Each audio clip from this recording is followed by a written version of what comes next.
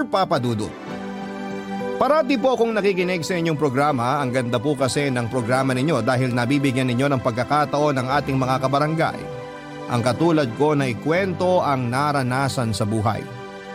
Mga ilang ulit na rin akong sububok na magpadala ng sulat ko sa inyo pero tuwing susubok ko ako'y parati akong kinakain ng hiya na baka husgahan lamang ako ng mga tao.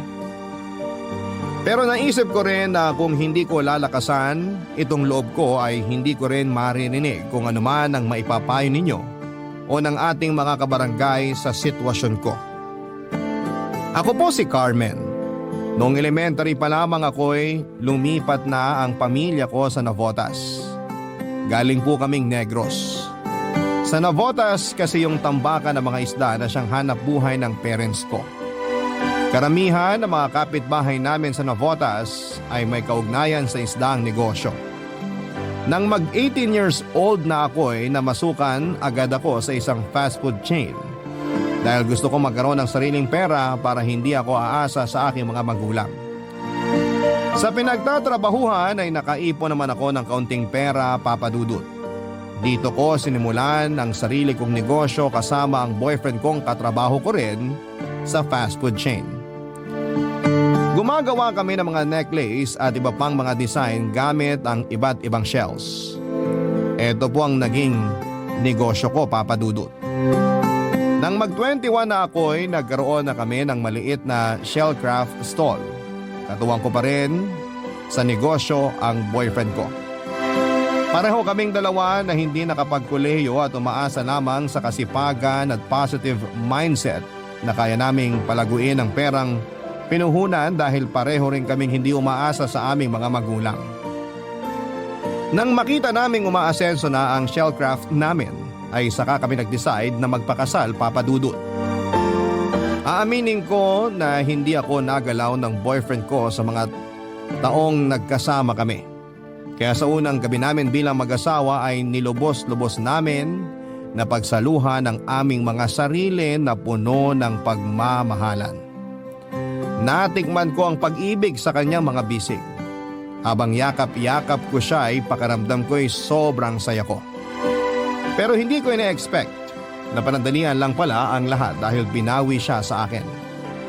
Namatay agad ang asawa ko matapos ang isang buwan naming pagsasama.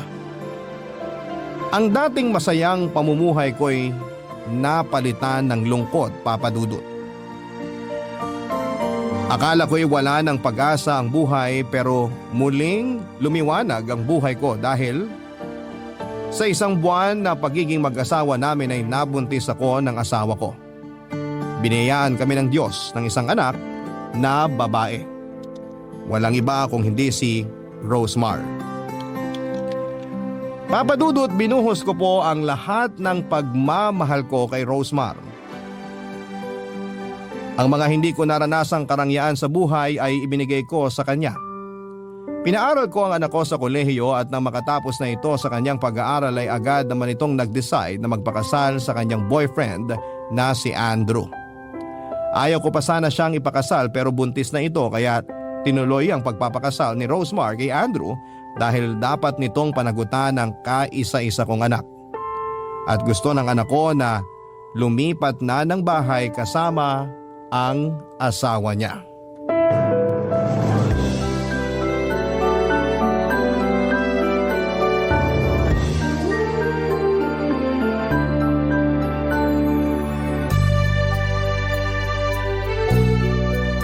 Ma, parang kailangan na naming lumipat ni Andrew ng bahay.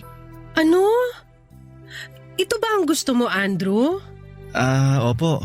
Kasi nga po mag-asawa na kami. Naku, ayoko. Hindi talaga ako papayag na iwan mo ko, Rosemar.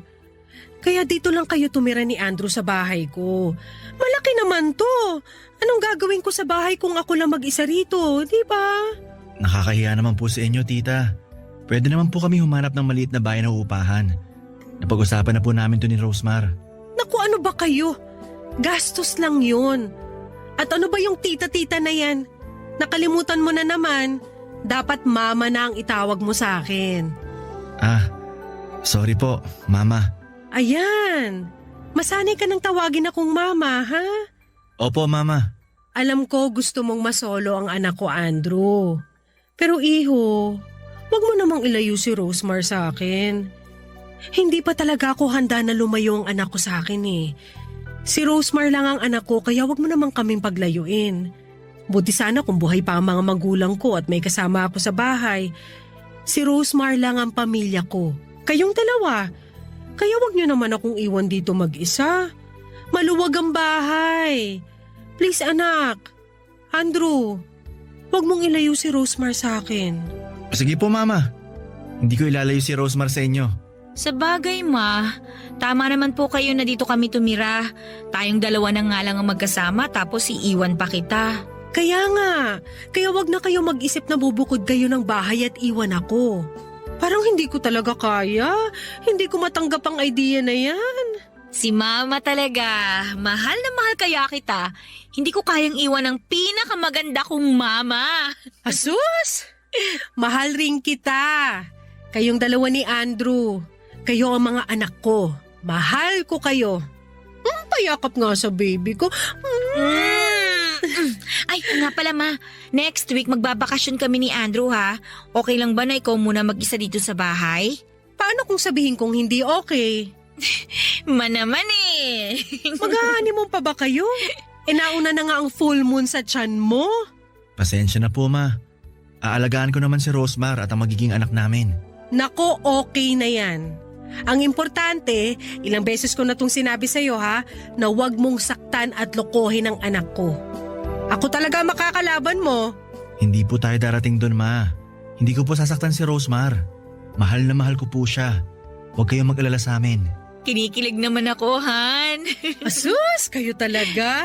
Sa harap ko pa talaga kayo nagharutan. Ma naman. Lambingan lang, hindi harutan. O siya, basta mag-ingat kayo. 3 buwan na lang at manganganak ka na, Rosemar. Excited na ako sa apo ko. Magiging lola ka na, Ma. Parang ang bata pa ni Mama para tawaging Lola. Tama si Andrew, dapat hindi lolang itawag ng apo ko sa akin. Ano po ba dapat, Ma? Mommy! Mommy ganda! Pwede! Ayan, baby. Excited na ang mami mo na makita ka. Ang maganda mong Mami.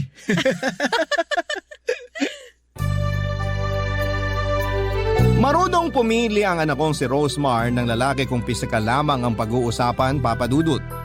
Matikas ang pangangatawan ni Andrew, maputi at matangkad. Matangos ang ilong at pwede nga siyang maging artista o model sa kanyang kagwapuhan. Makalaglag panty ang tindig, dala ng pagiging mistiso nito. May lahi kasi siya at sa pagkakaalam ko ay 1/4 ang dugong puti niya. Taga-Olonga po ang mga magulang niya. Nag-iba ang takbo ng buhay simula nang merong lalaking nakatira sa amin, Papa Dudut.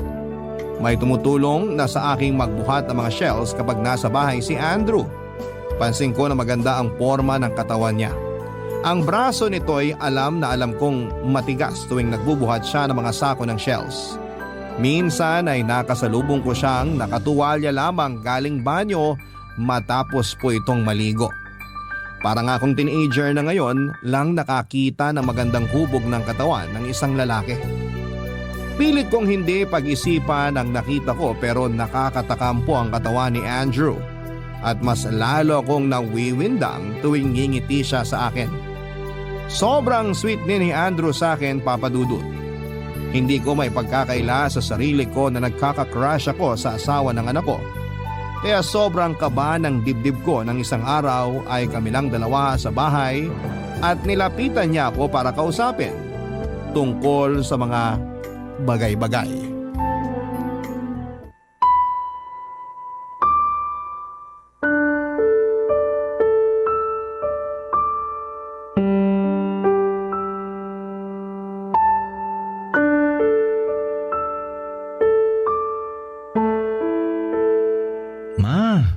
Kausapin niyo naman ako.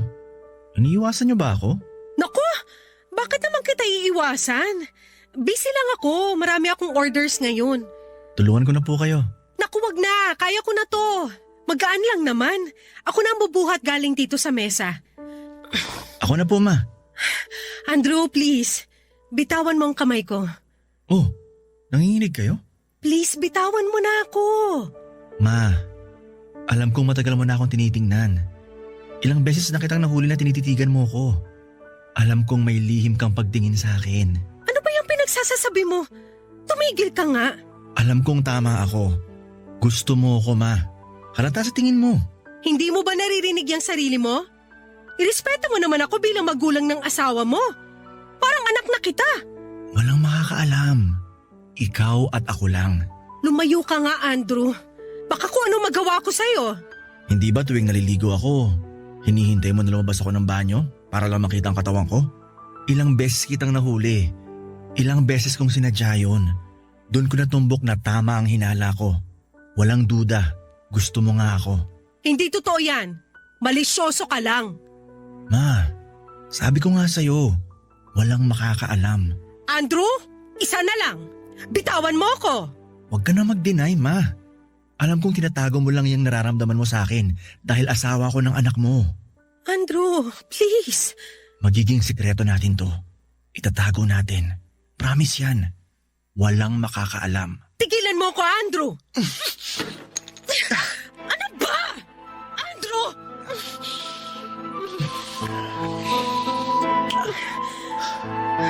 Tama ako, di ba? Gusto mo ako. Please, bitiwan mo ko. Di ba ito ang gusto mo? Andrew, wag mong sasabihin kahit kanino to. Oo naman. Patay din ako kay Rosmar kung malalaman niya to. Ibig sabihin ba nito, pumapayag ka na maging tayo? Magiging kabit ako ng asawa ng anak ko? Huwag mong sabihin yan. Hindi ka kabit. Ang mahalaga, magagawa mo ang gusto mo sa akin. Ang mga pantasya mo magkakatotoo. Deserve mo rin ang sumaya, Carmen. Pero... Shh! Halika dito. Umupo tayo. Alam mo ba, hindi lang ikaw nagpapantasya. Carmen, pinagpapantasyahan din kita na isang araw magkatabi tayo tulad nito. Na hinahawakan kita, hinahalikan. Talaga ba? Oo, maniwala ka. Gusto kita, Carmen. Gustong gusto.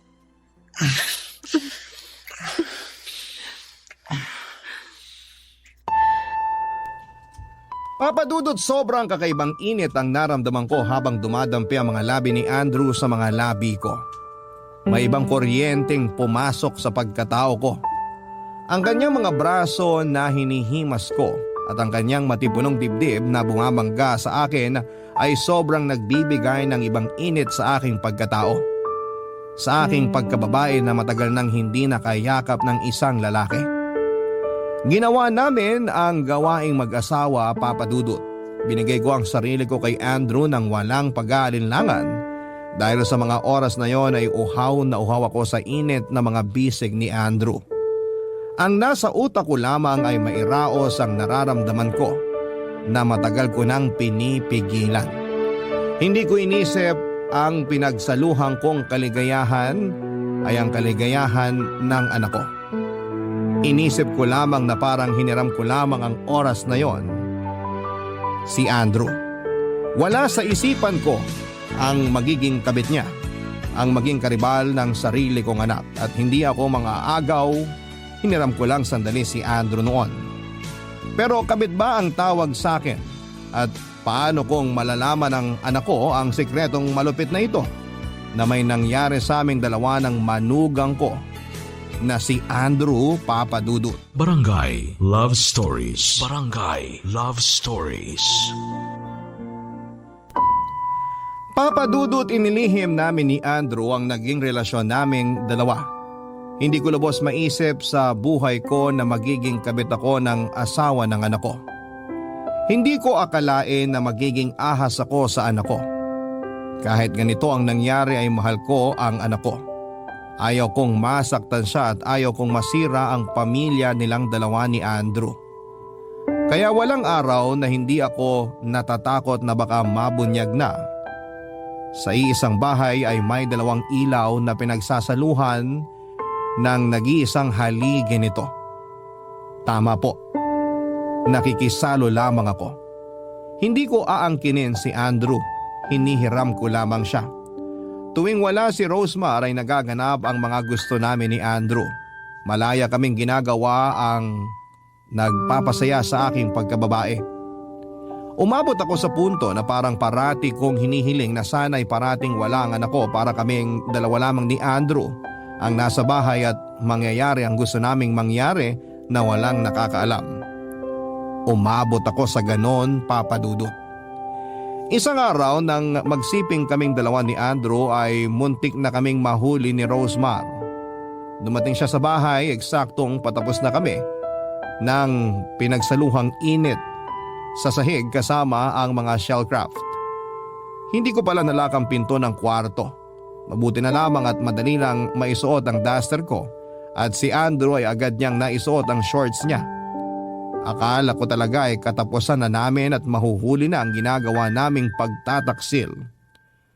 Sobrang fresh pa sa memory ko kung gaano ako natakot sa mga oras na yon.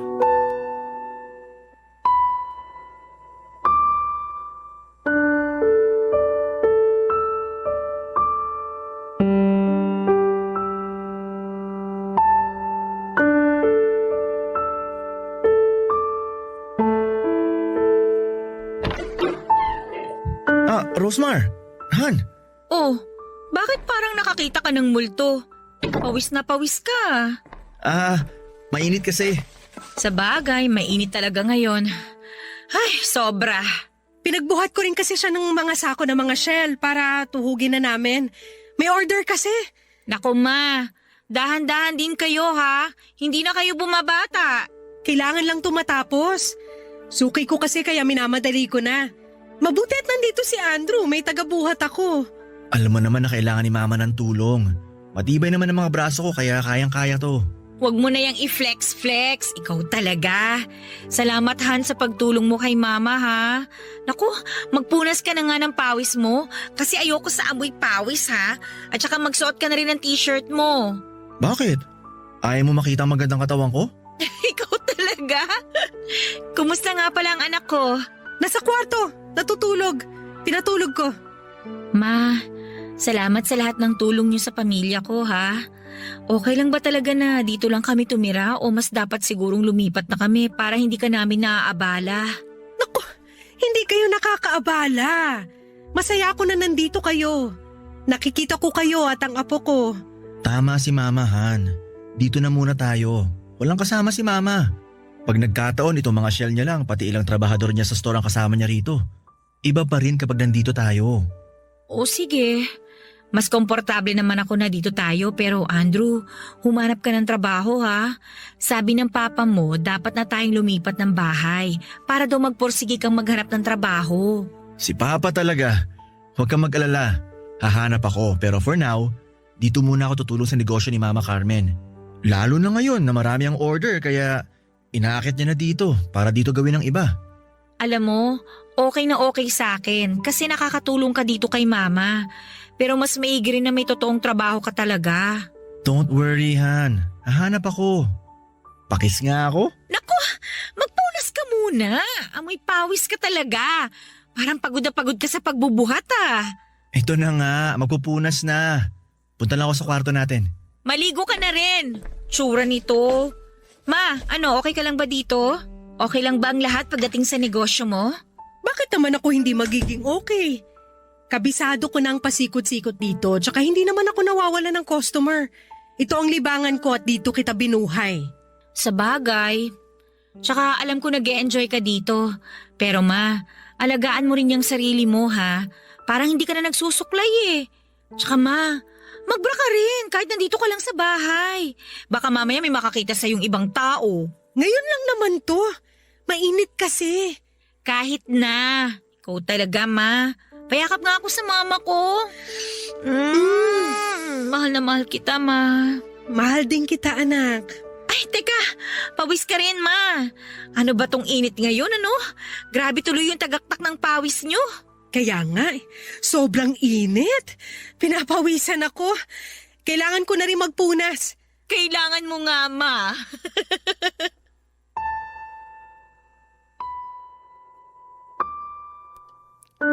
Sa oras na yon, Papa Dudut, ay sobrang kaba po ang nararamdaman ko. Paano kung nabuking kami at nakita ng anak ko ang ginawa naming kataksilan? Kaya naging wake-up call sa akin na muntikan kaming mabuking na dalawa ni Andrew. Kaya naisipan kong gusto ko nang tigilan ang anumang ugnayan naming dalawa ni Andrew. Baka dahil ilang beses ko lang na-enjoy ang pagsasama ng asawa ko noon sa kama, kaya naging ganito ang tingin ko sa pakikipagtalik kasama si Andrew. Baka hinahanap ko lamang ang mga kulang na panahon na dapat ay pinagsaluhan namin noon ng asawa ko, at si Andrew na ang tumupad ng gawaing dapat natugunan ng asawa ko. Kaso'y binawian siya ng buhay at 1 buwan ko lamang siyang nakapiling. Sobrang gulo ng isip ko dahil alam kong masama ang ginagawa ko. May parte sa buhay ko na gusto ko nang wakasan talaga ang namamagitan sa amin, pero may parte rin sa pagkatao ko na gusto kong ipagpatuloy ang kung anuman ang meron kaming dalawa ni Andrew. Mahirap po talaga ang pinagdadaanan ko, Papa Dudut. Kaya isang gabi naisip ko na pumunta sa isang bar para makahanap ng kahit sinong lalaki para mapatunayan na hindi pagmamahal ang nararamdaman ko kay Andrew kundi tawag lamang ng laman. Pangangailangan lang ng katawan, ang pananabik lang sa init ng isang lalaki, kaya ako nagkagusto kay Andrew. Kaya noong nasa bar ako habang lasing ay namit ko ang kaedad kong si Domeng. At ang sumunod na nangyari ay nagising na lamang ako sa kama katabi siya. At iba na ang damit na suot ko.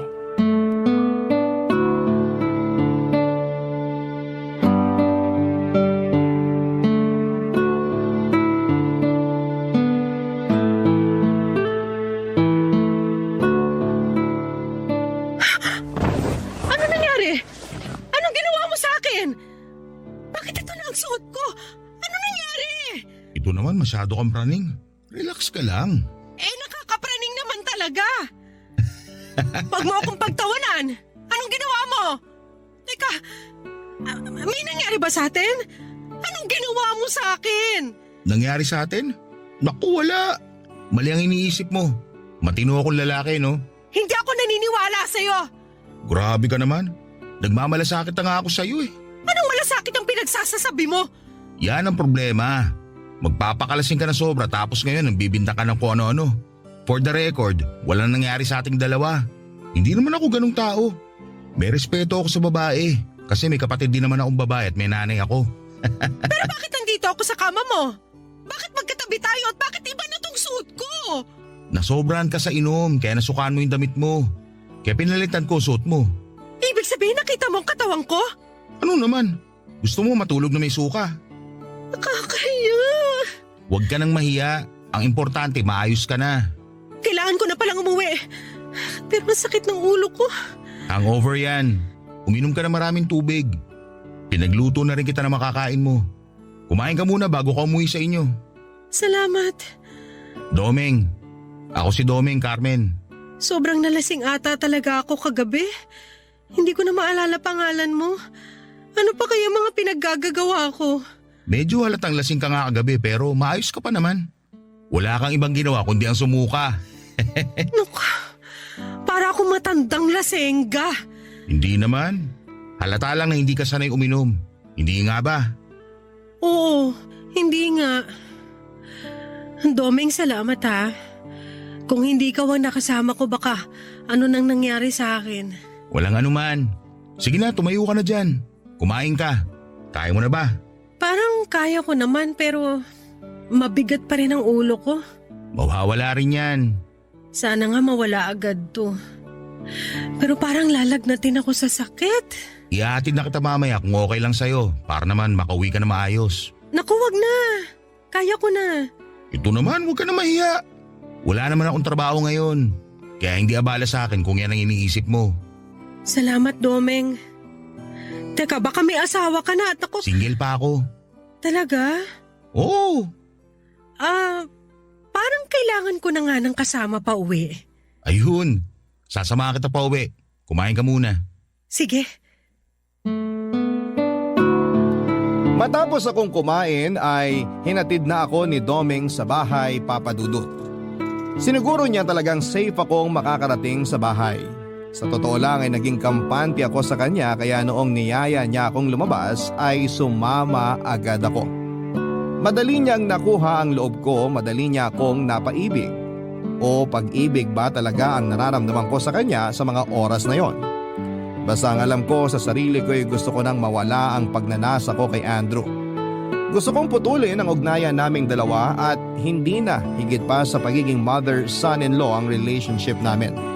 Gusto kong maging normal na manugang na lamang ang relasyon ko sa kanya. Gusto kong magpakaina sa anak ko at hindi ang maging kahati sa asawa niya. Walang gabi na hindi ako inuusig ng konsensya ko sa ginawa namin ni Andrew.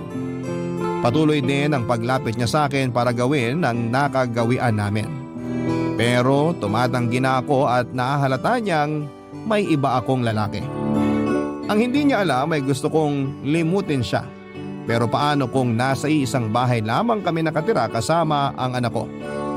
Kaya kapag magkasama kami ni Domeng ay mas nararamdaman ko ang kapayapaan na sana'y si Domeng na lamang ang dumating kaagad sa buhay ko para hindi na nangyari sa aming dalawa ni Andrew ang kasalanang pinagsaluhan namin.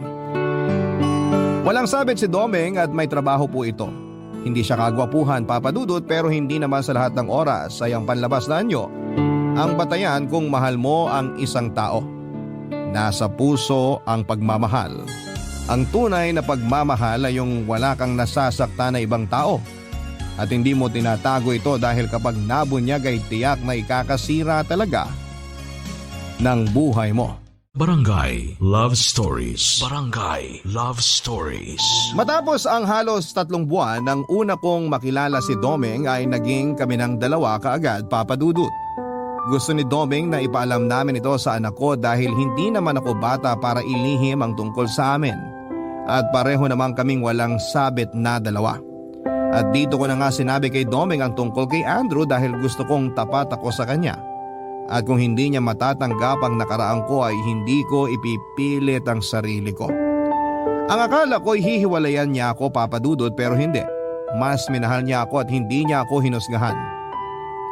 Para sa kanya ay pinagtagpo kami ng tadhana para iligtas ako kay Andrew at maibaon sa limot ang sikretong ugnayan ko sa asawa ng anak ko. At matigil na ang hindi kanais-nais na ugnayan ko kay Andrew. Na dapat ay manatiling manugang lamang si Andrew sa buhay ko. Kaya hindi maiaalis na mainit ang ulo ni Domeng tuwing naiisip niya ang tungkol kay Andrew. Para sa kanya isang oportunista ito at tinitake advantage ang kahinaan at sitwasyon ko para makuha ang gusto nito. Ang sabi sa akin ni Domeng na kailangan nang malaman ni Rosemar ang tungkol sa relasyon naming dalawa ni Domeng para tumigil na si Andrew sa kanyang pangungulit sa akin. Ayaw din ni Domeng na malalaman ni Andrew na alam niya ang tungkol sa naging relasyon ko kay Andrew. Ang gusto niya na tinanggap niya ako bilang ako at dapat hindi na niya iisipin pa ang tungkol kay Andrew. Lalo na't alam niyang putol na ang ugnayan ko dito at sure akong wala na talaga, Papa Dudut. Nakapagdesisyon na akong tigilan na ang kahibangan ko kay Andrew. Pero isang araw ay nagalit si Andrew sa akin ang kamilang dalawa sa bahay. Nalaman niya na pinaalam ko na kay Rosemar ang relasyon naming dalawa ni Domeng.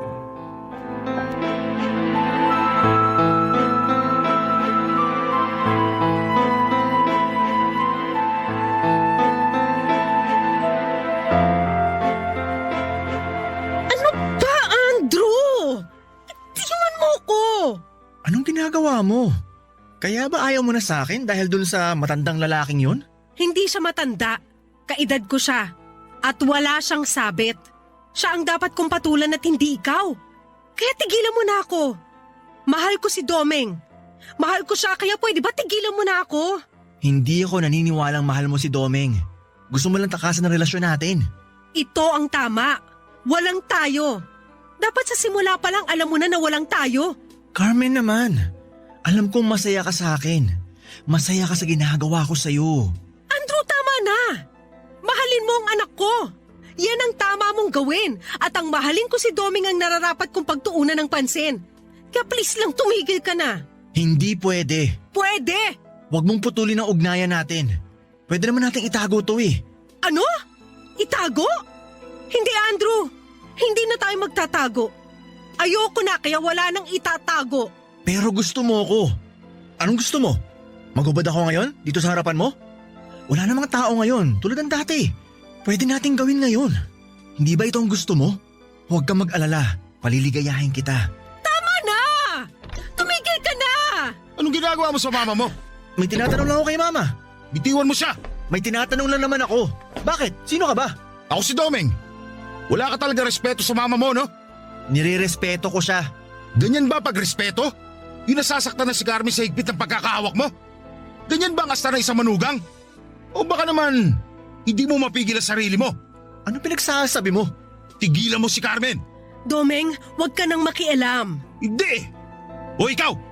Baka akala mo hindi ko alam na malaki ang atraso mo. Hindi ka dapat pamarisa dahil oportunista ka. Anong pinagmamalaki mo?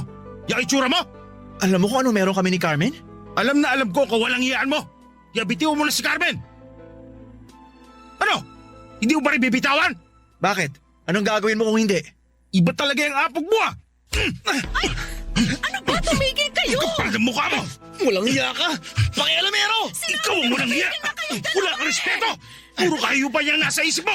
Wala kang base ka! Dapat sa'yo pinulumpong! Doon na tayo sa loob ng kwarto ko. Andrew, umayos ka ah. Umayos ka bilang asawa ng anak ko. Umayos ka bilang tao dahil gusto ko na magpakatao. Hindi ako hayop. Sana ilagay mo yan sa utak mo. Mahalin mo ang anak ko. Yun ang dapat mong gawin. Halika na, Domeng. Ayusin mo yung pagbumukha mo ha! Domeng, tama na. Tigilan mo na yan.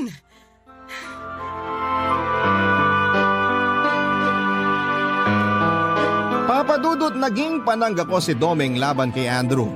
Siya ang matibay na pader na sinasandalan ko sa mga oras na yon. Kung wala si Domeng, siguro ay patuloy akong ginagamit ni Andrew.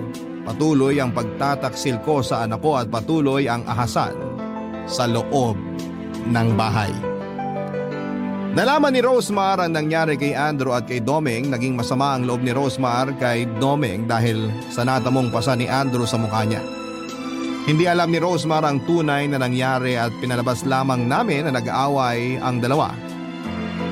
Kaya nagsapakan dahil hindi sa pagkakaintindihan. Kaya naisipan kong lumipat na lamang kami ni Domeng ng bahay. Ibinigay ko sa anak ko ang bahay ko bilang pamana sa kanya at bilang kabayaran sa nagawa kong kasalanan na hindi niya alam. Gusto kong umiwas na sa gulo, Papa Dudut. Gusto kong iwasan ang tukso at gusto kong iwasan si Andrew. Ayaw pa sana ni Rosemar na ipamana ko sa kanyang bahay at lumipat na kami ni Domeng pero tinanggap niya rin ang desisyon ko. Nasa Navotas pa rin ang shellcraft ko at umuupa kami ng maliit na bahay ni Domeng. Para kami nagsisimula parang katulad ng una kong asawa.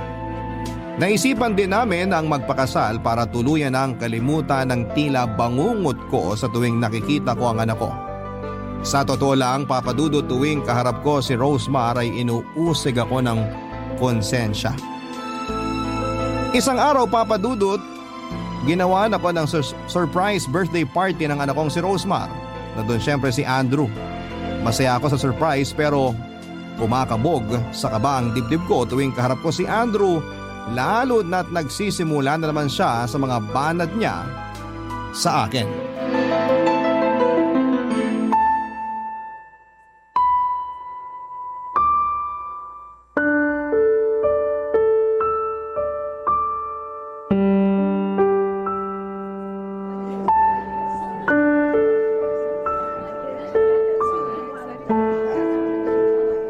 Carmen, Huwag kang magsimula, Andrew.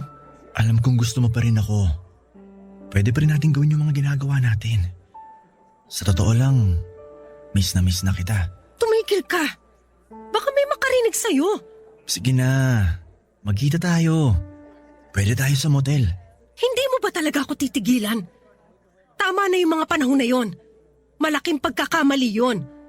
Hindi dapat ako nagpadalos-dalos eh. Dapat igalang mo rin ako bilang nanay ng asawa mo. Ikaw naman? Binabastos na naman kita pag gusto mong bastusin kita. Anong meron dito? Parang kanina ka pa kumukuha ng lechon, Andrew ah. Ako na, kukunan kita para matapos na. Carmen, hinahanap ka ni Rosemar. Asikasuhin mo na mga bisita mo. Sige, pupuntahan ko siya. Umayos kayong dalawa ah. Sige na, punta mo na sila. Ako nang bahala dito. Hindi mo ba talaga siya titigilan? Hindi ka pa ba marunong makontento at lumugar ha? Alam mo dapat na kung ano lang ang para sa'yo, yun lang ang kunin mo. Kung hindi ka lang asawa ni Rosemar, pinagulpi na kita eh. Gusto mo bang sabihin ko kay Rosemar yung kademonyohan mo para matigil ka na? Sasabihin ko na pinipilit mo lang si Carmen. Sasabihin ko rin sa asawa mo na isa kang walang kwentang tao dahil pati nanay niya mismo, inaswang mo. Hoy, wag mo akong subukan. Pinalagpas ko lahat ng mga nangyari sa inyo. Pero ngayong asawa ko na si Carmen, hindi ka na makakaporma ng alanganin. Ang bait ni Carmen sa inyo tapos winawalang hiya mo.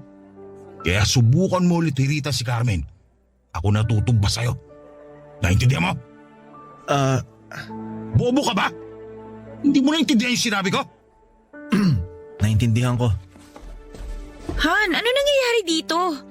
Tito Domeng, sana naman hindi kayo ulit magkainitan ni Andrew ha. Birthday ni Mama. Baka bugbugin nyo na naman si Andrew. Magagalit na talaga ako sa inyo. Hindi naman. Ito nga, tinutulungan ko siya maghiwa ng lechon. Gagawin daw nilang pulutan ng mga trabador ng mama mo. Okay po. Ay, teka, family picture tayo. Sumali ka na rin, Tito. Tara! Okay. Sige.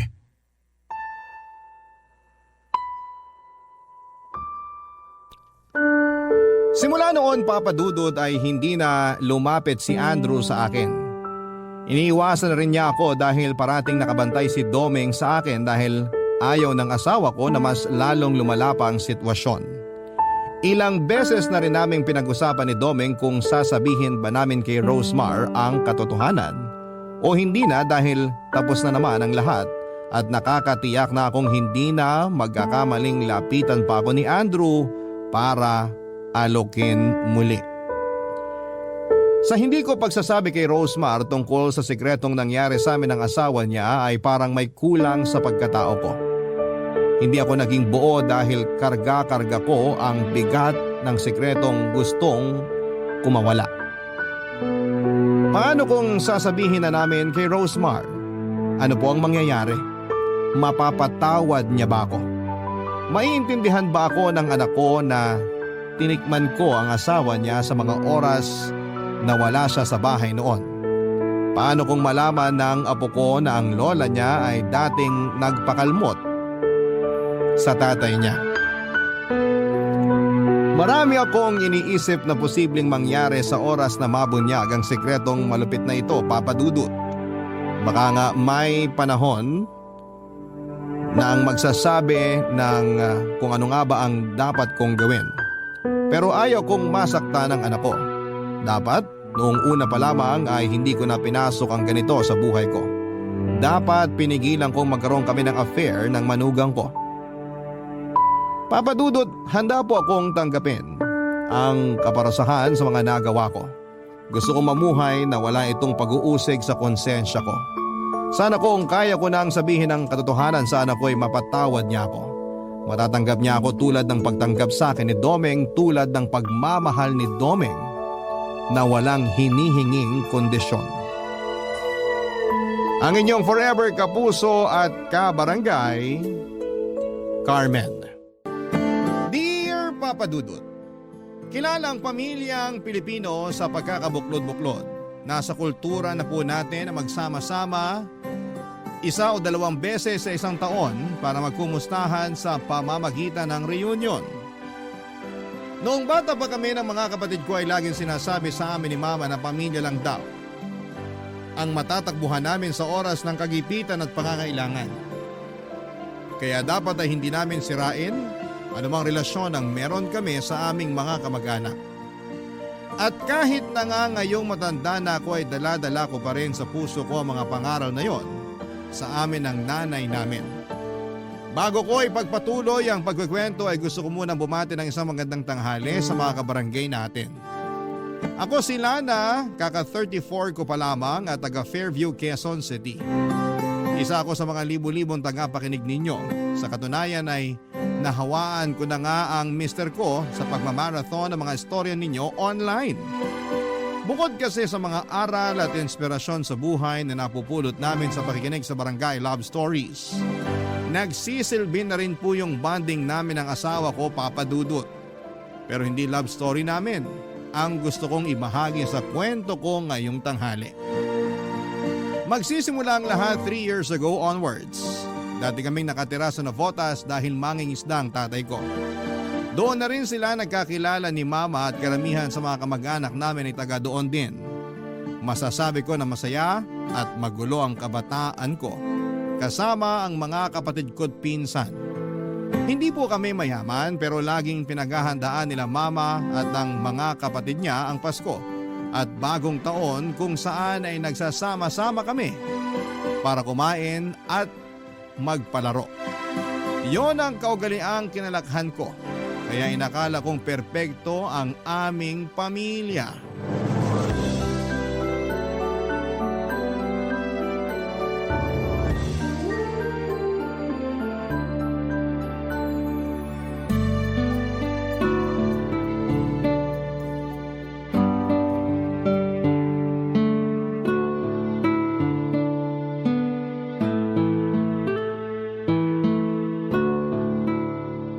Ate Miriam, ano na? Ano na ba yon, Adora? Kailan mo planong pansinin yung nanliligaw sa'yo dun sa may water refilling station? Dinig ko, gustong-gusto ka raw noon. Tsaka, biyudo yun, kaya ayos na rin. Ano ba pinagsasasabi mo? Kilabutan ka nga. Bakit ako magpapaligaw ay may asawa akong tao? Santisimong babaeng to? Ay, alam naman natin na hindi na magtatagal yung buhay ng asawa mo. Manahimik ka nga! Matakot ka nga sa Diyos! May takot ako sa Diyos, ano? Lagi nga ako nagsisimba tuwing linggo at nagro-rosaryo gabi-gabi. Kung totoo yung sinasabi mo, sana alam mo sa sarili mo na masama yung iniisip mo. Hindi porke may sakit ang asawa ko ganyan mo na tratuhin. Masyado ka namang ano. Ikaw lang naman inaalala ko. Ano nga ko inaalala mo? Siyempre, masarap kaya yung may kasama sa buhay lalo na pagtanda natin.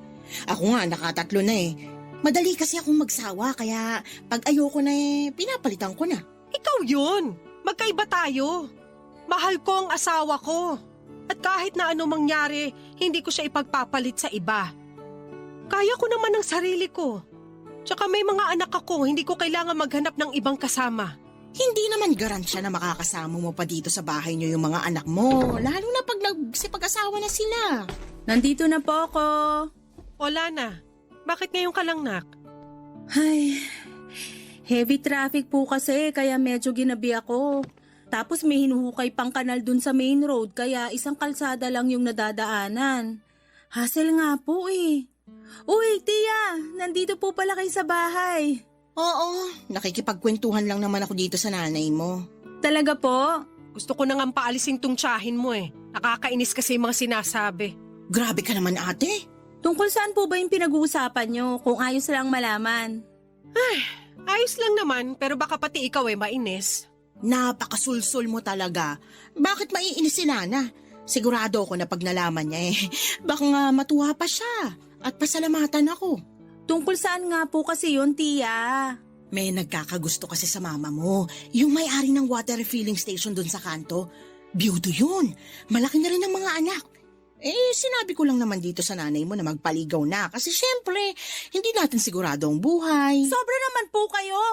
Buhay pa po yung tatay namin. Konting respeto naman. Anong konting respetong pinagsasasabi mo? Bastos po kasi yung sinabi nyo. Ano bastos dun? Lahat bastos. Hindi ko alam kung paano nyo nakuhang sabihin yun eh. Alam nyo na nga may pinagdadaanan yung pamilya namin dahil sa pagkakasakit ni Papa.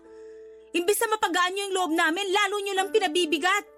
Depende yun kung paano nyo tatanggapin. Minasama nyo. Kaya kasalanan nyo yun. Talaga namang, ayaw nyo pang tumigil ah. Huwag mo na lang patulan yung tiya mo. Baka hindi pa yan nakakapaghapunan eh. Mabuti pa umuwi ka na sa inyo, Adora. Baka nga hinahanap ka na ng mga anak mo eh. Anong oras na oh? Uuwi naman talaga ako eh. Pero, pautakin mo muna ako ng bigas. Gawin mo ng 3 kilo pero sa sunod na linggo na yung bayad ah. Dali na para makauwi na ako.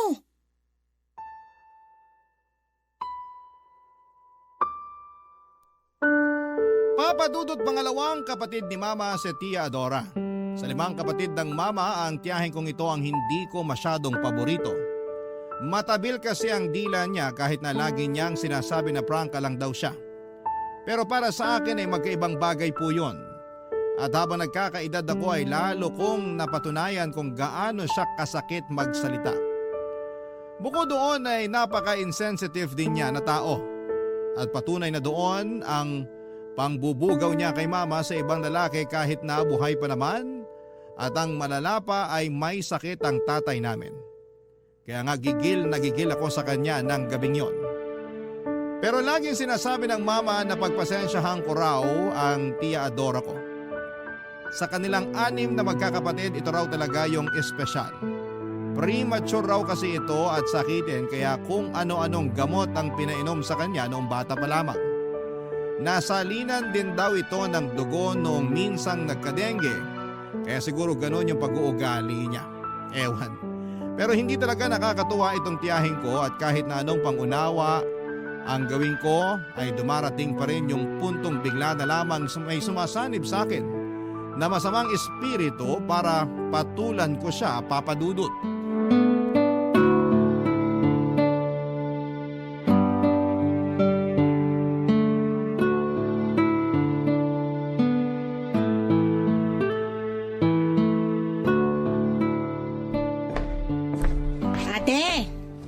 Ate, nandiyan ka ba sa tindahan nyo? Ay, tiya, kayo pala. Wala po si Mama, namalengke po. Ay, ganun ba? Pwede ba akong makautang? Ano pong uutangin nyo? Panlaba lang sana. Sabong bareta tsaka powder. Ay, samahan mo na rin ng sabong mabango, pampaligo tsaka shampoo at conditioner. Sige po, pero kailan nyo po planong bayaran? Grabe ka naman. Di ko pa nga nagagamit yung mga inutang ko. Tinatanong mo na kung kailan ko babayaran. Huwag niyo po sanang masamain. Siyempre, pinapaikot lang ni Mama yung puhunan ng tindahan. Babayaran ko naman kayo ah. Masyado kong sigurista. Ilang beses niyo na po kasing sinabi yan, pero hanggang ngayon wala pa rin kayong inaabot na pambayad. Yung inutang yung bigas, sabi niyo babayaran niyo sa susunod na linggo. Hanggang ngayon, wala pa rin. Tapos pumatong na lang yun sa mga utang niyo nung nakaraang buwan pa. Madadagdagan na naman po ngayon. Wala na pong space sa listahan niyo, oh. Di isulat mo sa likod. Late-late na bagay pinoproblema mo. Huwag naman po kayong ganyang magsalita. Paano hindi ako magkakaganito? Akala mo ang laki-laki ng kasalanan ko sa inyo kamag-anak nyo naman ako. Kaya nga po pinagpapasensyahan namin kayo kapag delay yung bayad nyo kasi kamag-anak namin kayo. Ito na po yung mga kinuha nyo, tiya. Pinlastik ko na rin para di na po kayo mahirapang bitbitin. Ay, salamat naman. Buti naisip mo yan. Walang anuman po. Ingat po kayo. Sandali. Maalala ko lang. Parang malapit ka nang mag-birthday, di ba? Po? Opo. Sa susunod na buwan na yon. Buti pa kayo naalala nyo. Ako kasi nakalimutan ko na. Uy, syempre. Tanda ko lahat ng birthday ng mga pamangking ko, no? Okay po.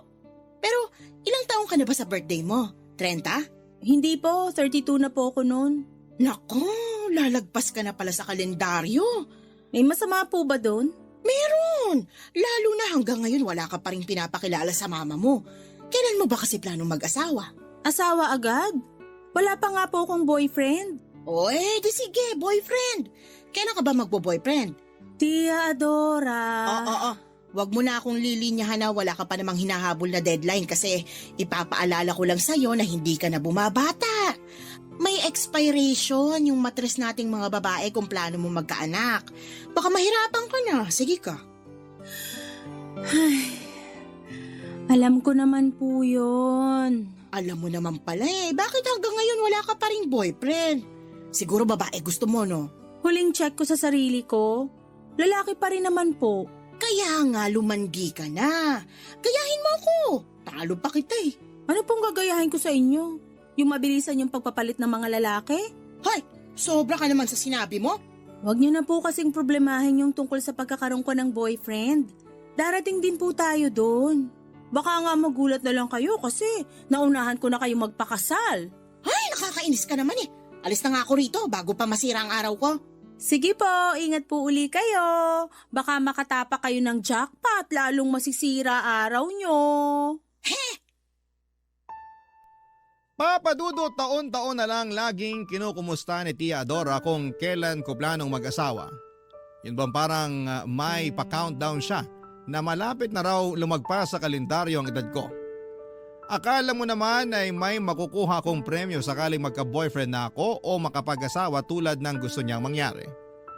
Kahit na sanay na ako sa mga tanungan niyang ganon, Papadudot, ay hindi ko pa rin mapigilang ma-stress, lalo na may pinagdadaanan ng pamilya namin dahil sa pagkakasakit ni Papa.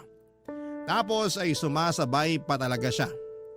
5 ang mga anak ni Tia Adora, 25 anyos ang panganay at 8 taon naman yung bunso. May naging karelasyon siyang mga lalaki at nagkaanak sa mga ito, pero kapwa hindi nauwi sa kasalan. Bale sa una niyang kinasama, 3 ang naging anak niya at sa pangalawa naman ay 2. Hiwalay na rin naman siya doon at noong mga panahong yon ay meron na siyang boyfriend na mas bata sa kanya ng 15 taon. 43 years old na ang tiyahin ko at 28 naman na yung boyfriend niya. 3 taon lang ang tanda sa panganay niya. At lagi niyang binibida na talo pa raw niya ako dahil sa edad niyang yon ay may asim pa siya at ibubuga sa mga lalaki. Barangay Love Stories. Barangay Love Stories. Papadudot, hindi naman ako nakikipagkompetensya sa tiyahin ko. At kahit na may sinasabi sa kanya yung iba naming kamag-anak dahil sa pagiging bida-bida niya, ay hindi ko na yon ginagatungan pa lalo't hindi ganoon yung tinuro sa amin ng mga magulang namin. Kaya nga sa abot na makakaya ko ay pinapalagpas ko na, Papadudot, ang mga sinasabi ng tiya ko at pinagpapasa Diyos ko na lamang na sana'y magbago na siya. Mabilis na lumipas ang 2 linggo, pero hindi bumuti ang lagay ng tatay namin. Sa katunayan ay labas-masok na rin siya noon sa ospital at nagsimula lang yon sa ubo at lagnat na nauwi sa pulmonya. Noong huling beses na dinala namin siya sa ospital, ay huling beses na rin pala na makikita namin siyang buhay, Papadudot. Ang sakit mawala ng magulang pero inisip na lang namin na nakapagpahinga na siya sa piling ng Panginoon. Pinagtulungan naming magkakapatid ang burol at libing ng tatay namin. Kahit na malungkot ang aming pamilya ay nagpapasalamat pa rin kami sa Diyos. Dahil binigyan niya kami ng pagkakataon na makasama si Papa ng ilang taon bago niya ito bawiin sa amin. Kahit na iniwan na kami ng tatay namin, nanatiling matatag ang aming pamilya. Nangako kami ng mga kapatid ko sa isa't isa na hindi namin pababayaan ang mama namin. Pero lagi namang sinasabi ni mama na kaya niya ang sarili niya at ayos lang daw kung gusto na naming mag-asawa o bumukod. Malalaki na rin kasi kami at nasa tamang edad na rin. Tapos na rin kami sa pag-aaral, may pinagkakakitaan namang maliit na tindahan si mama. Pero pinangako ko sa sarili ko na habang wala pa akong asawa ay babantayan ko ang mama namin at aalagaan ko siya. Mabilis nga na lumipas ang 3 buwan at nakarating sa kaalaman ko na patuloy pa rin kinukulit ng tiyahin ko si mama na magpaligaw gayong wala na raw naman ang tatay namin. Grabe kung hindi ba naman talaga tinamaan ng lintik, Papadudot.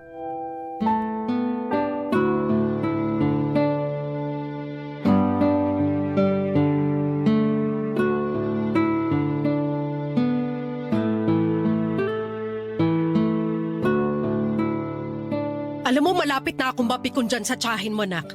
Ang kulit! Panay bugaw sa akin doon sa biyudong may-ari ng water refilling station dyan sa kanto. Sinabi ko na ngang hindi ako interesado, pilit pa rin ang pilit. Bilib nga po ko sa inyo kasi hanggang ngayon hindi pa kayo napipikon kay Tia. Mapipikon pa lang, sabi nyo. Ang haba rin ng pasensya nyo eh. Oo naman. Kasi iniisip ko pa yung mararamdaman niya. Kilala mo naman yung Tia mo. Napakabalat sibuyas. Opo, pero siya nga hindi niya iniisip yung nararamdaman nyo. Kamamatay lang ni Papa pero gusto niya na agad na palitan nyo. Kahit nga nung may sakit pa lang ang papa nyo, Sabi na siya ng sabi tungkol sa bagay na yon. Sa susunod, sasabihin ko na talaga sa kanya na kung gusto niya, siya na lang yung magpaligaw doon. Total, sanay naman siya na maraming nagkakagusto sa kanya. Ay opo, proud pa nga siya na marami pa rin daw nagkakandara pa sa kanya kahit na may jowa na siya. Wala naman akong pakialam do kasi buhay niya yon. Ang akin lang sana, wag niya na akong idamay. Kahit na wala na ang papa niyo, hindi ko yun ipagpapalit sa iba. Kontento na ako na siya lang yung lalaking minahal at pinakasalan ko. Hindi ko na kailangan kumilala ng ibang lalaki, no? Sana maintindihan ni Tia na hindi lahat ng tao katulad niya. Yun bang hindi mapakali kung walang lalaki? Pero ako lang naman to. Matanda na rin kasi ako kaya ayoko na talagang pumasok sa panibagong relasyon na yan. Kaya lang ikaw, bata ka pa at hindi ka pa nai-in love. Ang akin lang naman, may plano ka bang mag-asawa o mag-boyfriend man lang? Meron naman po. Yung totoo, may naliligaw po sa akin, Ma. Talaga? Isagutin mo na yan. Hala si Mama, oh. Naliligaw pa nga lang. Natuwa lang naman ako kasi ngayon mo lang sinabi na may nanliligaw sa'yo. Kaya nga sana wag mo nang patagalin, ha? Hindi na uso yung inaabot ng ilang buwan. Sagutin mo na agad para maipakilala mo na rin sa amin ng mga kapatid mo. Naku, matutuwa yung mga yun. Huwag po kayong mag-alala kasi feeling ko, siya na talaga. Matagal na rin kasi niya akong gusto. Ako lang yung nagtataboy sa kanya nung una. Talaga? Bakit mo naman siya tinataboy? Kasi naiinis ako sa pagiging mahangin niya. Pero habang unti-unti ko siyang nakikilala, nalaman ko na mabait naman pala talaga siya. Maginoo at magalang. Sigurado ako magugustuhan niyo rin siya sakaling ipakilala ko na siya sa inyo. Kung ganon, excited na ako. Basta balitaan mo ko sakaling sinagot mo na siya, ha? Magluluto ako ng masarap pag pumunta siya rito sa bahay natin. Sige po. Pero, pwede ba ngayon na kayo magluto ng masarap? Namimiss ko na po kasi yung special sisig niyo eh. Nung nakaraang araw pa ako nagkikrave nun. Nako, at naglambing na nga atong anak ko. Sige na po. Ako na magbabantay sa tindahan habang nagluluto kayo. Damihan niyo po ng sili ah. Gusto ko yung maanghang. Oo, nadamihan ko talaga para pag humingi yung tiya mo ay mapaltos yung bibig niya sa anghang. Ma naman. Joke lang. Pero kilala mo naman yung tsahin mong yun. Kahit 5 bahay yung layo sa atin, naaamoy niya pa rin kung ano yung niluluto nating ulam. Lalo na kung masarap. Oo nga po. Maya-maya pupunta na siya rito na may dalang platito. Oo, tapos masahol doon may panibago na naman siyang uutangin sa tindahan natin. Ay, nako! Si Adora talaga! Papa Dudut, tuwang-tuwa si Mama nang malaman niyang merong nanliligaw sa akin. Sa katunayan ay gusto na raw niyang sagutin ko yon para naman maipakilala ko na sa kanya. Sa totoo lang ay matagal na kami nag-uusap nitong katrabaho ko. Masugid ko na talaga siyang manliligaw pero hindi ko lang masyadong pinapansin. Akala ko ay mawawala na lang yung pagkagusto niya sa akin pero ako yung biglang nagkagusto sa kanya. Siguro'y ginayuman niya ako pero hindi naman ako nagrereklamo. Masarap naman talagang ma-in love kaya nga pagkalipas lang ng 2 linggo, Papa Dudut, ay binigay ko na sa kanya ang matamis kong oo. As usual ay nakarating sa buong angka namin na sa wakas ay may boyfriend ako. At nung araw nga na dinala ko siya sa bahay para ipakilala kay Mama at sa mga kapatid ko abay biglang umiksena si Tia Dora. Nakala mo'y kung sinong nakapagtanong sa boyfriend ko. Ang malala ay tungkol pa sa personal niyang buhay ang mga tinanong ni Tia. Katulad ng ilan silang magkakapatid, may business raw ba ang mga magulang ni boyfriend at kung magkano raw ang sinasahod niya. Katwiran ni Tia Adora ay concern lamang daw siya sa akin. Kung kaya ba niyang buhayin ang pamangkin niya kapag nagpakasal na kami. Nakakaloka. Hindi nagtagal ay na-engage kami ng boyfriend ko at nagpakasal na rin kami, Papa Dudut. Nang mga panahong yon ay may bahay na kami na binigay ng parents ng asawa ko sa kanya. Pero i-renovate pa lang namin kaya sa bahay muna kami tumira. kasama si mama lalo na noong nabuntis ako. Inabot din ng 1 taon ang renovation pero dahil cesarean ako ay pinili ko muna magstay sa bahay namin para maalagaan ni mama. Ang hirap din kasing kumilos kung ako lang mag-isa, lalo na at sariwa pa yung tahi ko. Pero nakaraos din naman ako at hindi nagtagal ay sumapit yung araw ng pagpapabinyag namin sa aming baby. Pero hindi ko akalain na pati yon ay guguluhin ni Tia Adora nang mag-imbita siya ng sandamakmak niyang mga kazumba sa binyag ng anak ko para makikain, Papa Dudut.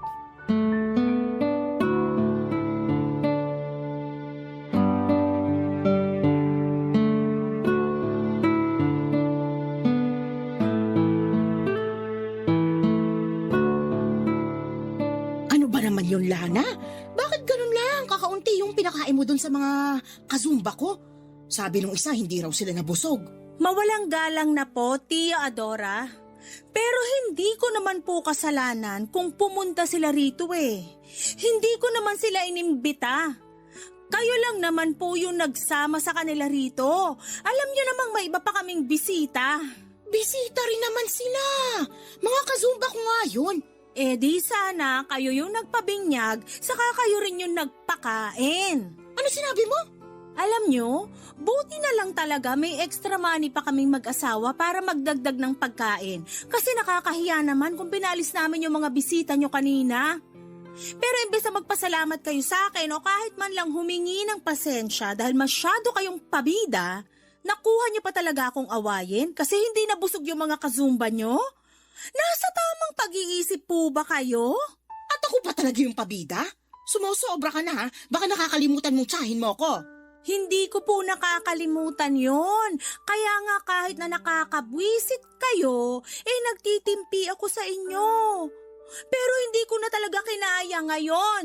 Hindi naman kami mayaman kaya nga binadget namin yung pagkain sa binyag ng anak namin. Para lang sana yun sa mga kinuha naming ninong at ninang at sa mga kamag-anak. Pero anong ginawa nyo? Nagsama kayo ng ibang tao tapos gusto nyong pakainin ko silang lahat? Sobra namang kagarapalan yan. Kasalanan ko bang kulang yung budget nyo? Sana kasi pag nagpapabinyag kayo, pinaghahandaan nyo. Ako pa pala ngayon yung garapal nang dahil lang doon? Aba, nakakasama ka ng loob ah. Ay wow, kayo pa talaga yung masama ang loob? Kamusta naman kaya yung pakiramdam ko? Naisip nyo man lang ba yon bago sumama ang loob nyo sa akin? Feeling ko hindi, kasi ganyan naman kayo. Wala kayong pakialam sa ibang tao, kahit mga kamag-anak nyo. Kasi sarili nyo lang yung palagi nyong iniisip. Hindi totoo yan ha, huwag kang mag-imbento. Hoy Adora, ginawa mo pa talaga sinungaling yung anak ko?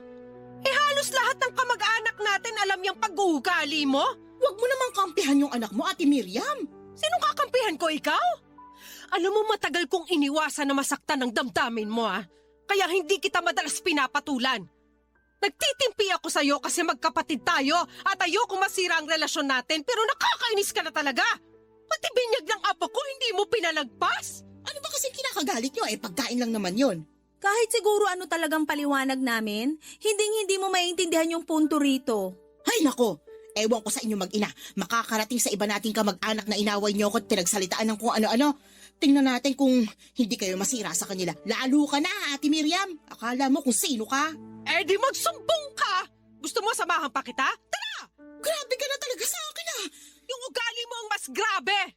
Ang tanda-tanda mo na pero wala ka pa rin pinagkatandaan. Sana naman bago ka mang-insulto ng kapwa mo, matuto ka namang manalamin nang sa ganon, makita mo rin kung gaano kadumi ang pag-uugali mo. Ang hirap sa'yo, masyado ka nagbubulag-bulagan. Tama po si Mama. Sana ma-realize nyo yon bago pa mahuli ang lahat. Wala akong dapat ma-realize dito kasi alam ko sa sarili ko na wala akong ginawang mali. Ang yayabang nyo porque umasenso lang kayo ng konti.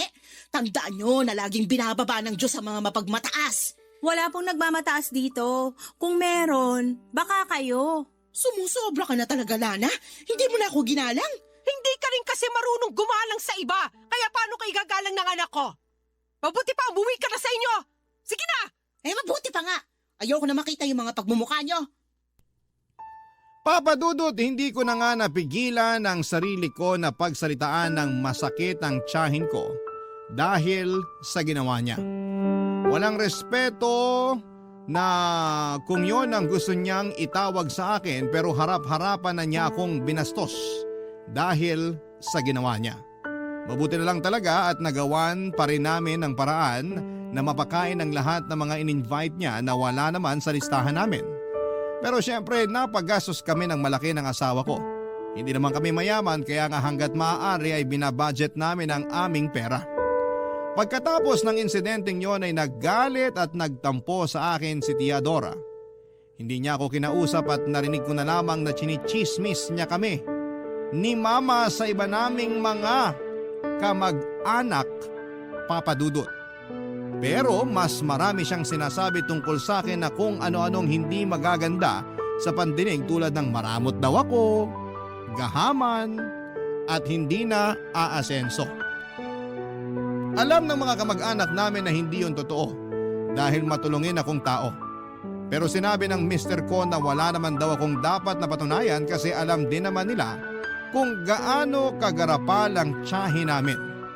At habang tumatagal, Papa Dudut, imbis na magbago ay lalong lumalala ang ugali niya sa pagiging tsismosa, Papa Dudut. Barangay Love Stories. Barangay Love Stories.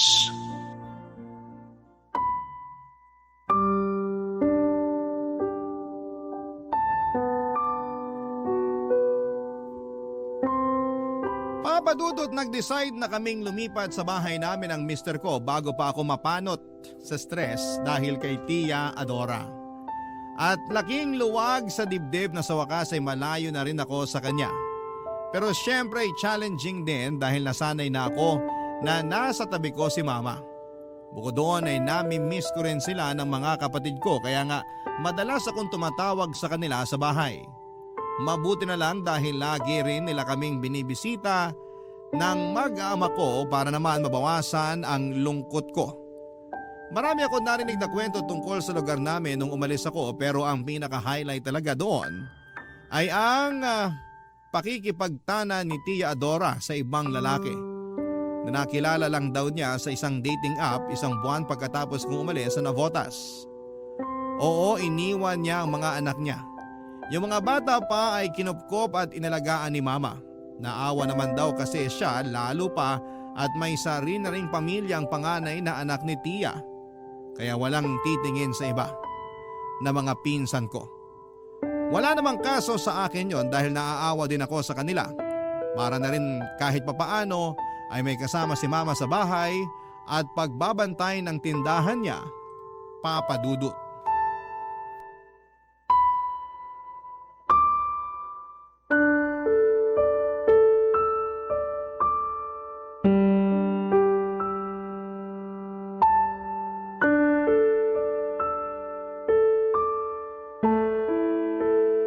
Nasaan na kaya si Tia Adora, no? Hindi na ba talaga siya uuwi? Kawawa naman po yung mga anak niya. Ewan ko. Wala sabing nakakaalam kung saan siya pumunta. Hindi rin naman magawang tumawag kahit man lang kumustahin yung mga anak niya. Grabe. Hindi ko akalain na meron palang mga magulang na kayang abandonahin yung mga anak niya para lang sa isang lalaki. Kaya nga eh. Lahat kami ng iba mong tiyahin at tsuhin nagulat din. Ano pong sabi nung boyfriend ni Tia? Yun nga. Nalaman namin na hiniwalayan na niya pala. Kasi raw napansin niya ng lalaki na. Bukod doon, ginagatasan lang daw siya at madalas awayan kapag wala siyang maibigay na pera. Kawawa rin. Pero buti na lang natauhan. Kasi bata pa naman yun. Baka makakilala pa siya ng mas matinong babae na pwede niyang pakasalan kesa dun sa tiyahin mo. Ay, si Tia po talaga yung may problema rito. Hindi siya mapakali pag wala siyang ibang lalaki. Kaya siguro lagi silang naghihiwalay ng mga kinakasama niya noon. Ay oo. Madalas yan silang nag-aaway noon. Matindi. Sa sobrang tindi, nagkabaranggayan pa sila. Ay lalo na yung tatay ng 3 niyang anak. Pinapatulan talaga nun si Adora. Hindi rin nagpapatalo pero sa huli sumuko rin sa ugali ng kapatid ko. Ako nga na ate niya sumusuko rin sa kanya. Pero dahil sa ginawa ni Tia, mga anak naman niya ang apektado. Kaya nga, sa sobrang awa ko dun sa mga magkakapatid, iniisip ko ng kupkupin. Tama lang naman po yung ginawa nyo kasi wala na rin namang titingin sa kanila. Oo nga, kasi yung panganay ni Adora may asawa at sarili na ring pamilya. Pero kinokontak naman po ba kayo? Oo, lagi nga kinukumusta yung mga kapatid niya. Sabi niya sa akin pupunta raw siya sa bahay sa susunod na linggo. Mag-iipon lang daw sila ng pamasahe. Bakit po? Saan na ba sila nakatira ngayon? Umuwi pala sila ng probinsya ng asawa niya, dun sa Bohol. Naku, ang layo na rin pala ng tirahan niya. Oo, pero lagi naman siya nakikipag-usap sa mga kapatid niya sa cellphone. Lalo na ngayon. Kahit siya hindi rin makapaniwala sa ginawa ng nanay nila eh. Sabi pa nga niya sa akin na baliw na raw si Adora. Pero sana ma-realize ni Tia na mas mahalaga pa rin ang mga anak niya kaysa dun sa bago niyang lalaki. Sana nga. Kaya lang dinig ko, mapera rin yung bago niya eh. Kaya siguro nakipagtanan siya ron. Matakot pa rin siya sa karma. Baka isang araw singilin na lang siya ng kapalaran dahil sa pag-abandona niya sa mga anak niya. Sana nga talaban ng konsensya yung tsahin mong yun para maisip niya pa rin yung tama. Kasi sabi mo nga baka makarma siya. Mas nakakatakot yun, nak. Opo, Ma. Kaya nga po gusto ko magpasalamat sa inyo kasi kahit iniwan na tayo ni Papa, kami pa rin ang mga kapatid ko yung priority nyo. Oo naman. Kasi mga anak ko kayo at mahal na mahal ko kayo. Napapalitan at pwedeng iwanan ng mga lalaki. Pero ang mga anak, hindi. Alam ng tatay nyo na ganun yung prinsipyo ko. Kaya siguro natakot siya magloko nung nabubuhay pa siya. Pero hindi naman manluloko ang papa nyo. Mahal na mahal ako nun at mahal na mahal ko rin siya. Mahal din po namin kayo, Ma. Salamat po uli sa lahat-lahat. Lalo na sa pag-aalaga nyo sa akin ngayong may sarili na rin akong anak.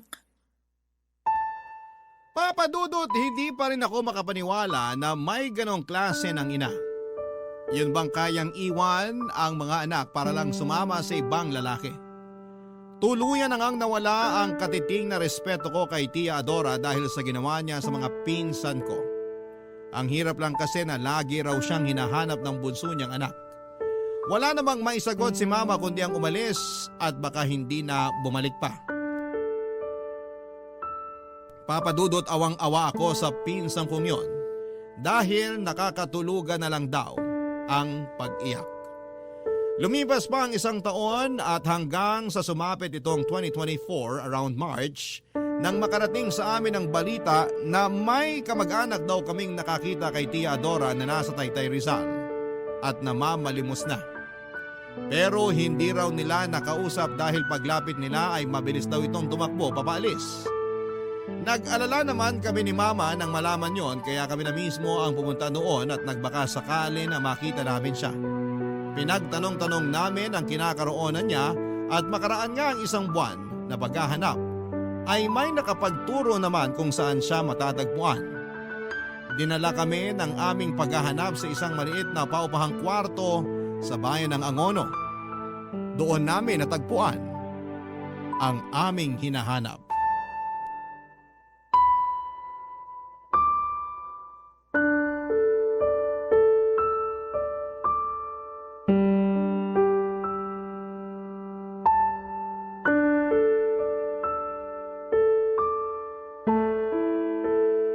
Pasensya na kayo, ate. Kasi hindi pa ako nakakapag-ayos ng bahay. Kakagaling ko lang sa pagtitinda kaya medyo pagod pa ako. Hindi ko lang din kasi akalain na mahahanap niyo ko rito. Wala namang kaso kung magulo pa tong nirerentahan nyo. Hindi naman kami maarte ng anak ko. Pinuntahan talaga namin kayo dito nung nalaman namin na may nakakita raw sa inyo na kamag-anak natin na namamalimos. Totoo po ba yun, Tia? Oo, pero isang beses ko lang ginawa yon. Oh, bakit ka umiiyak, Adora? Desperado na kasi ako noon eh. Wala nang tindahang nagpapautang sa amin eh. Gutom na kami ng anak ko. Ilang araw na kaming hindi kumakain. Wala rin kaming malinis na tubig na pwedeng inumin kasi pinutulan na kami ng may-ari ng nirerentahan namin. Ha? Grabe naman yun. Ilang buwan na kasi kami hindi nakakabayad ng renta kaya tama lang daw na putulan niya kami ng tubig at kuryente.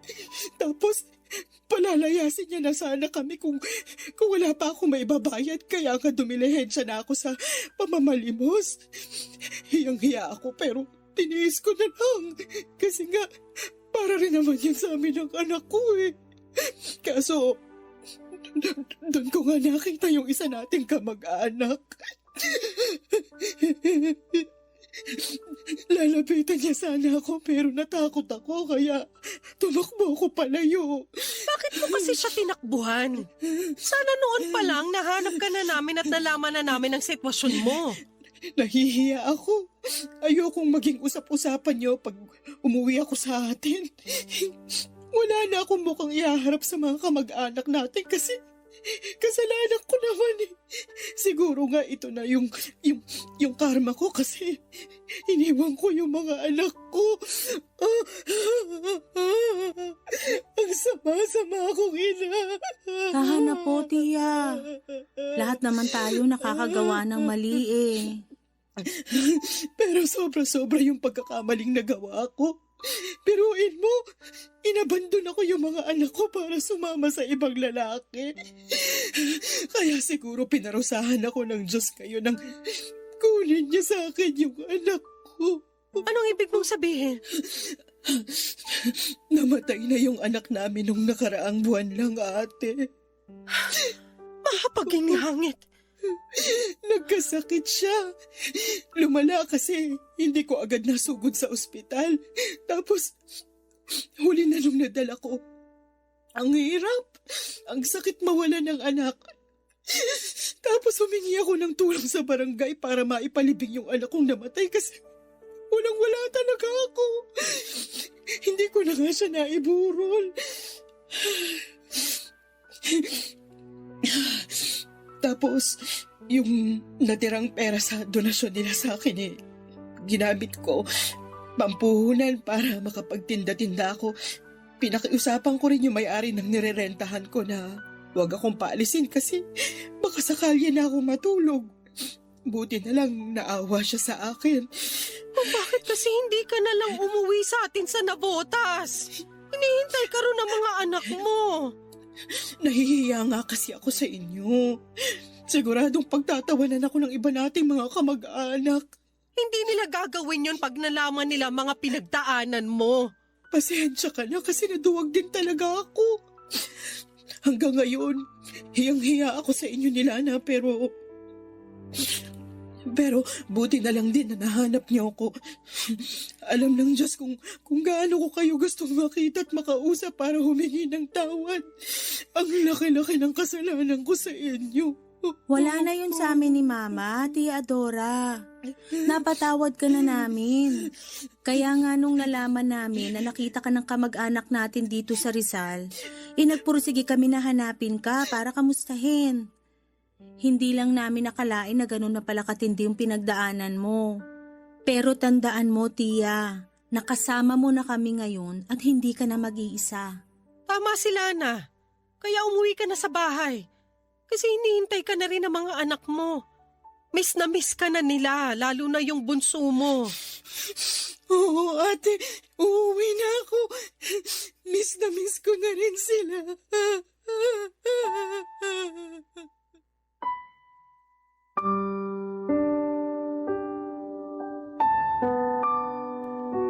Papadudot awang-awa kami ni Mama sa mga sinapit ni Tia Dora. Ayon pa sa kanya ay naging malupit daw ang kinakasama niya noon. Noong nagtanan sila ay dinala siya nito sa Rizal, nagsama sila at nabuntis pero 3 buwan pa lamang ang tiyahin niya or tiyan niya nang magloko ito at iwanan na siya. Nalaman niyang nagsisinungaling lang pala ito sa kanya noong sabihin itong mapera ito kasi may negosyo. Masyado raw nasilaw sa pera sa Tia Dora kaya nagpauto siya rito at hindi na nakapag-isipan ng tama.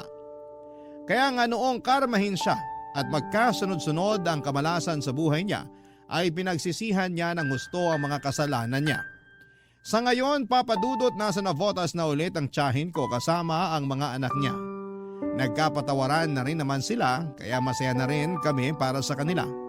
Tinulungan din siya ni Mama na makapagsimulang muli sa pamamagitan ng pagpapahiram ng puhunan para ipagpatuloy ang pagtitinda niya. Kaya nga meron na ring pinagkakakitaan si Tia Adora na siyang pantustos niya sa mga pangangailangan nila ng mga anak niya. Ang laki ng pagsisisi niya sa buhay dahil naging gahaman siya at garapal.